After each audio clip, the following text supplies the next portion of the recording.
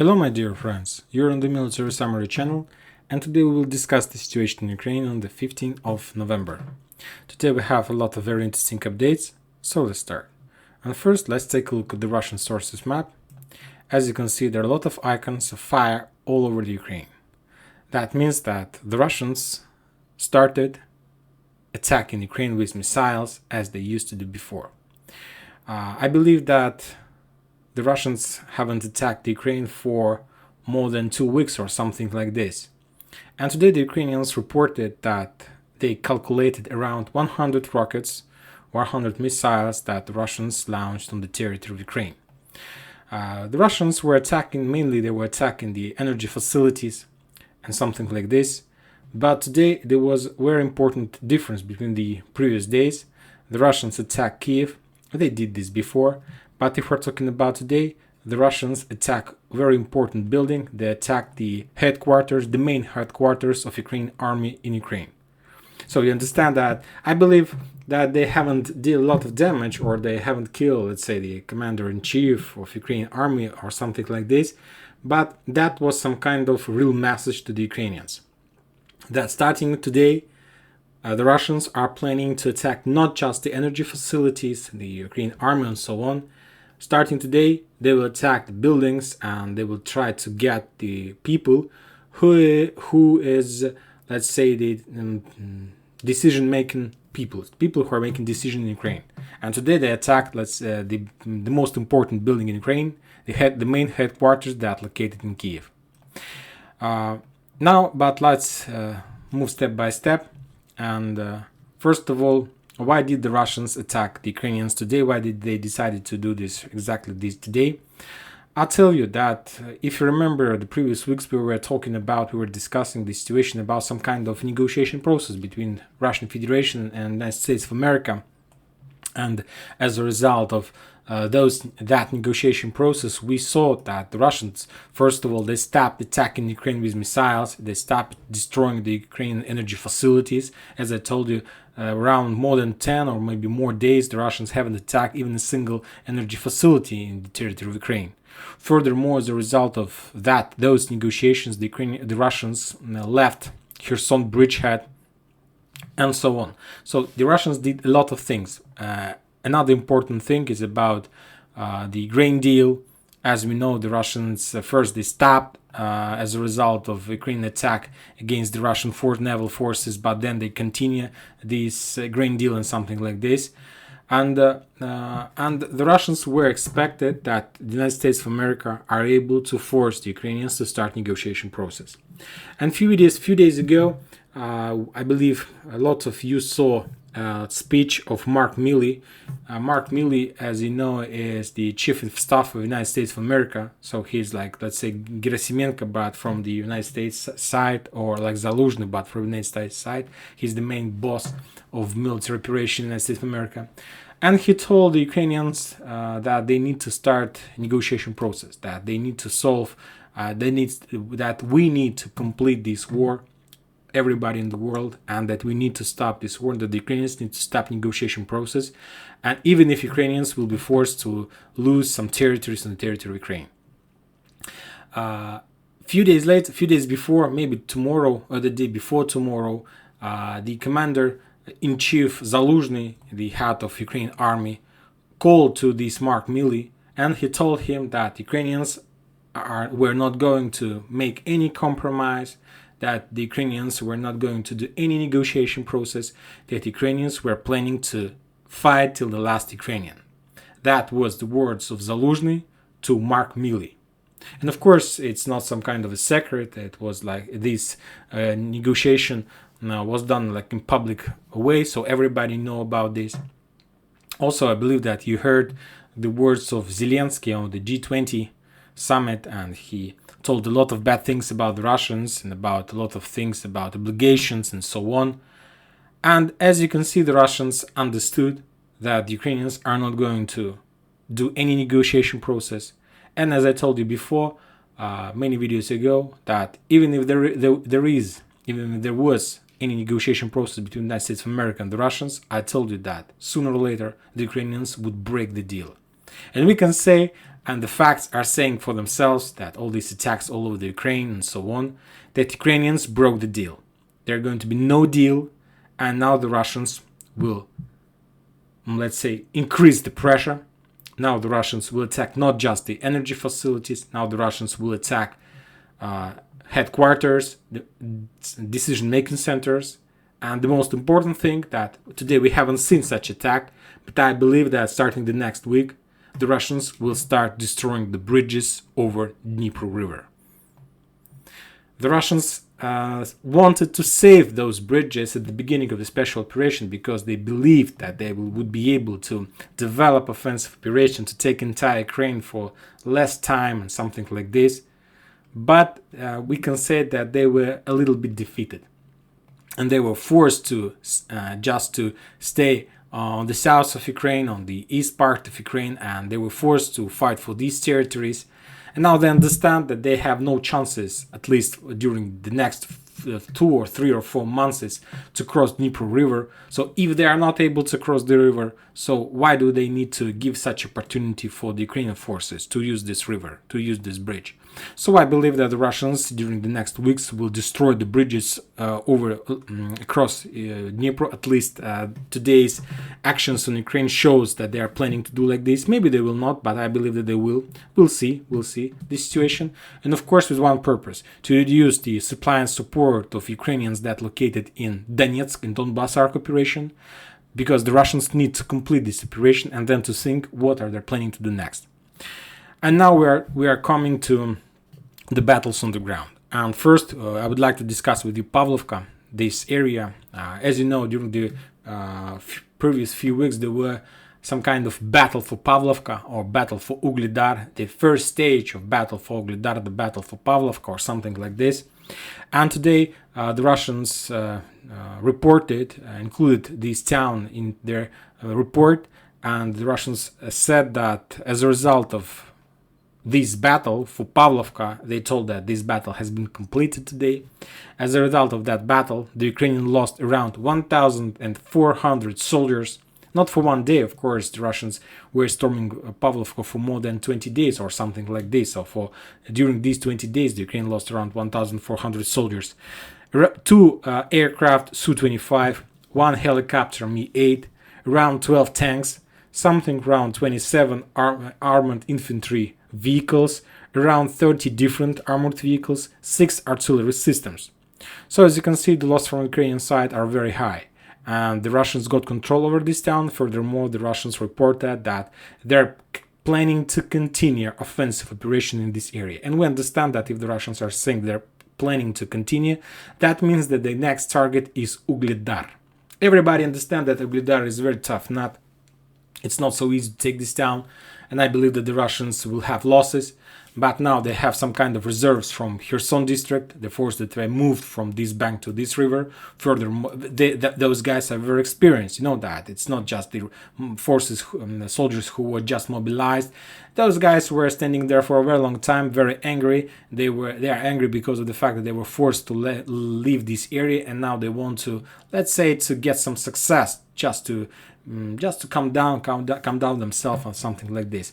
So I believe that next days, and maybe this week, we are going to see the final battle or the beginning of the battle for Ugledar. To tell the truth, Ugledar is not a very big town. We discussed this many times, and the most important thing that the Russians need to do, and the most difficult one, is to cross the fields, just 500-700 meters, and to get the first buildings. Just to get the first buildings, and this will be the heaviest job, and the job that the Russians are going to have the heaviest losses. After that, maybe even the Ukrainians will be forced to leave this town because they understand that it's highly unlikely that the Ukrainians will be able to keep this town under their control. If we are talking about Marinka and Novomikhailivka, there are no changes in this area.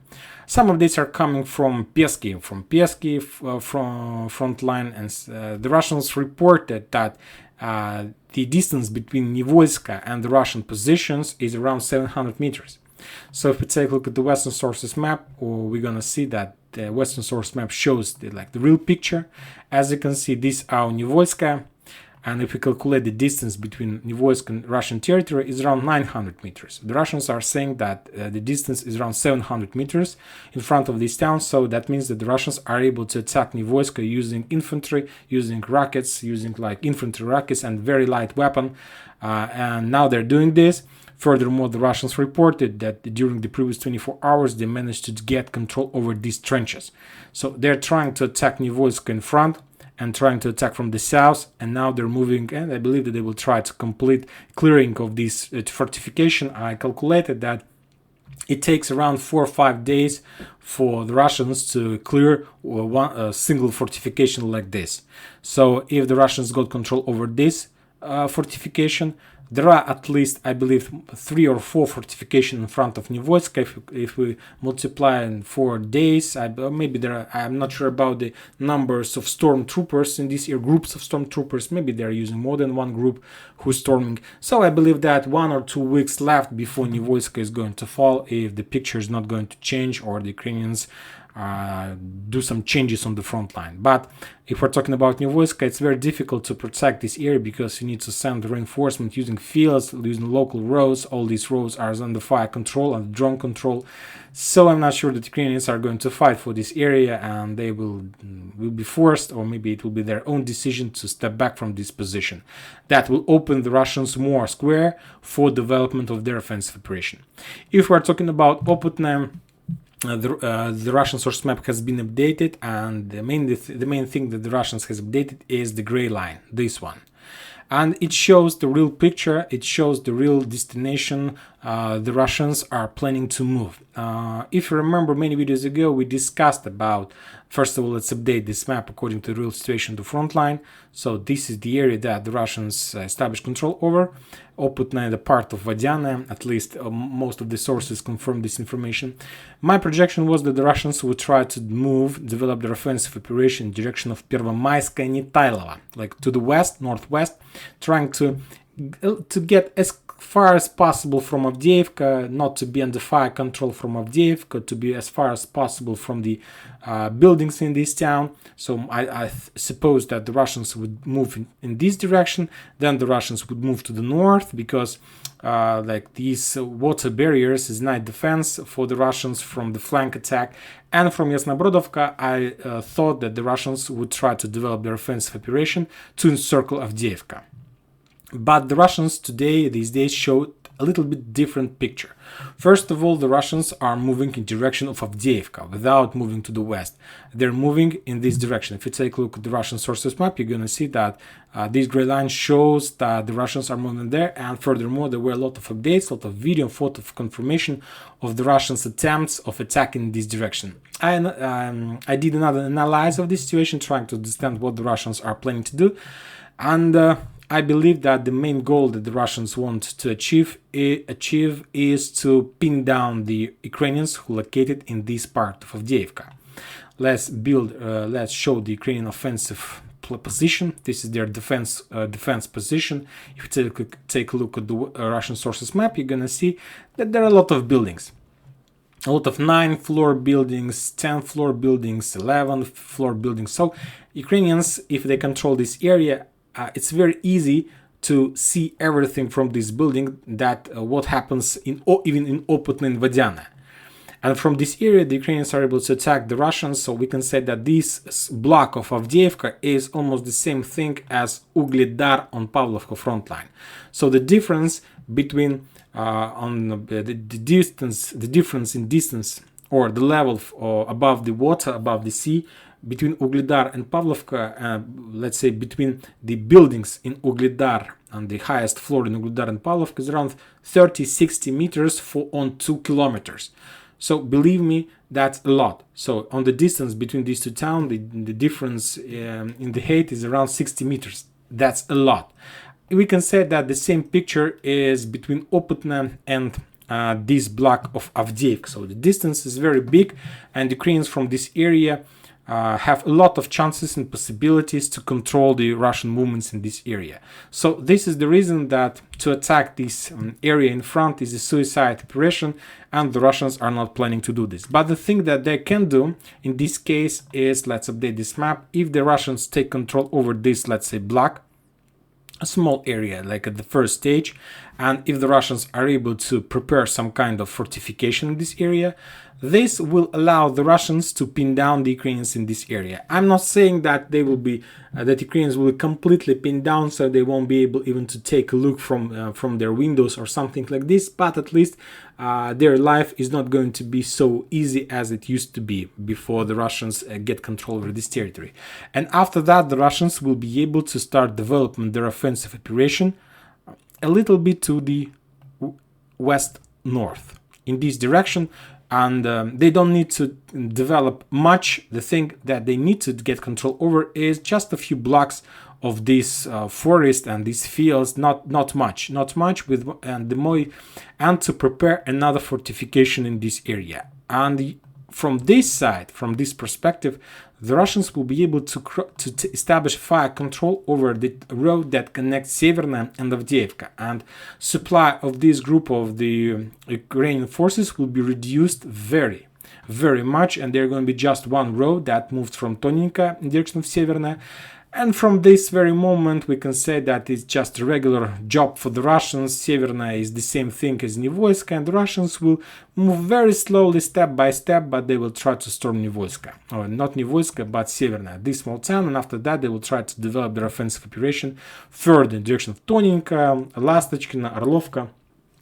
But the thing that I'm telling you about the sources and resources that the Russians have right now. But don't forget that the Russians still have a lot of forces who is in training process, mobilized forces, and around 30,000 soldiers who were moved from Kherson to this area, and now the Russians are able to use them in this area as well. And the Russians, I believe, are planning to move their forces on this front line from Orekhov to Avdiivka, just to make a lot of groups, a lot of a point where they can press and push the Ukrainians. And I believe that from this moment the Russians will start developing or increase the development process in direction of Nivoyska, Pervomaiska, and just to establish final control and full control over the territory that's located on the northwest from Donetsk. So this area is the focal point for the Russians, because they need to encircle Avdiivka, and Avdiivka is going to be a big victory for the Russians.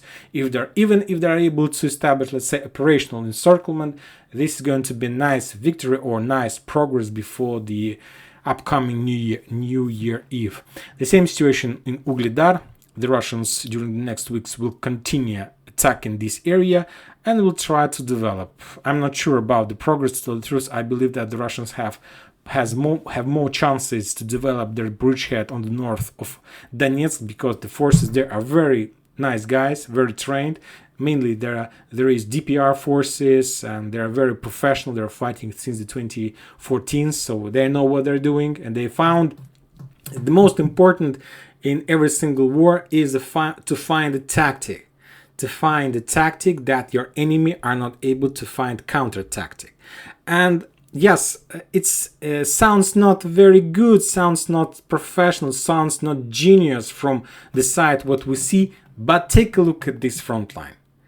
Yes, the Russians got control over a very small territory, but they're developing their progress. The Ukrainians are not able to do anything with this progress. And believe me, let's say if this war continues maybe 5 or 6 years, let's say, and the Russians use these tactics, I believe that with these small steps, the Russians would be able to get control over entire Ukraine.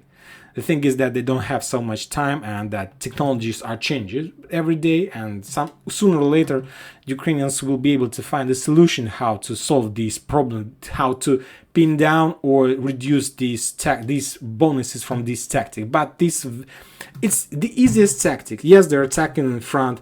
First of all, the Russians are ruining with artillery, tanks, with rockets, the Ukrainian trenches, Ukrainian positions, and then they're seeing 3-4 soldiers, 5-6 soldiers who is storming the fortification, taking prisoners of war and something like this. So it's a very simple tactic, but for now the Ukrainians don't have any options how to break these tactics and how to reduce the advantages that the Russians got from this tactic.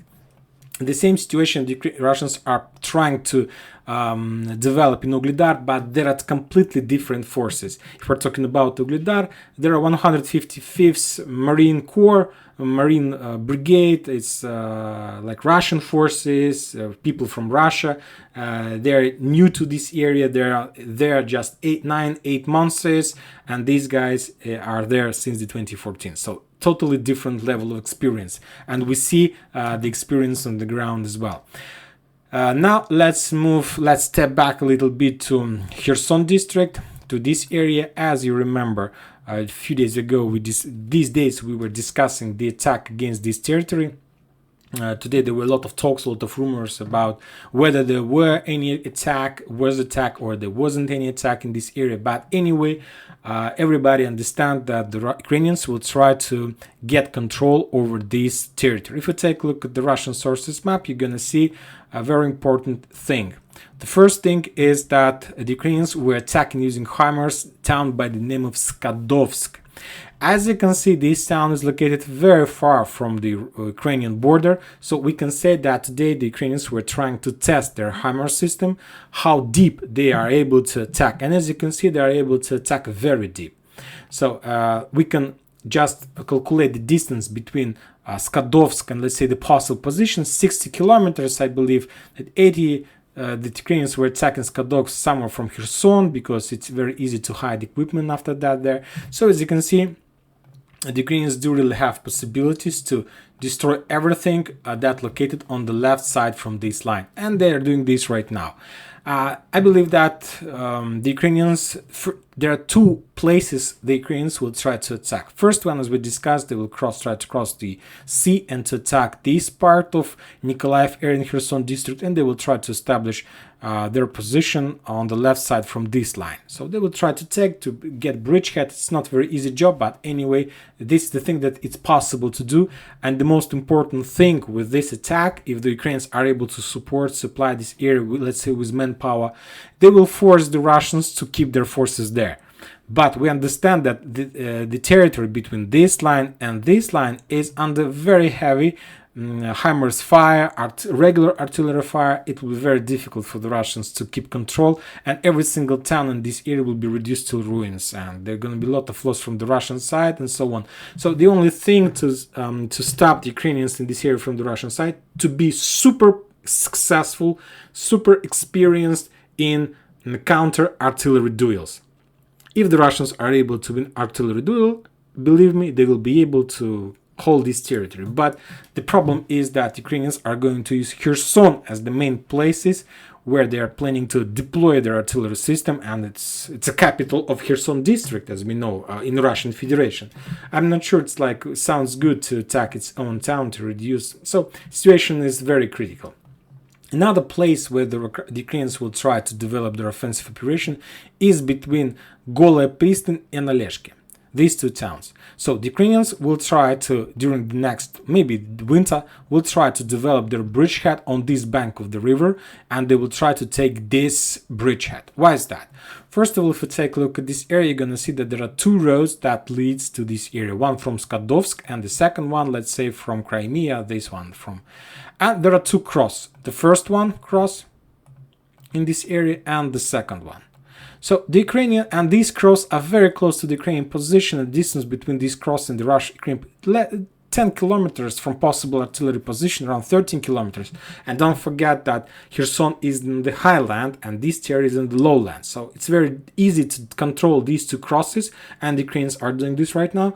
And the first they need is to establish a real powerful professional fire control over these crosses. And I believe that if the Ukrainians are able to do this with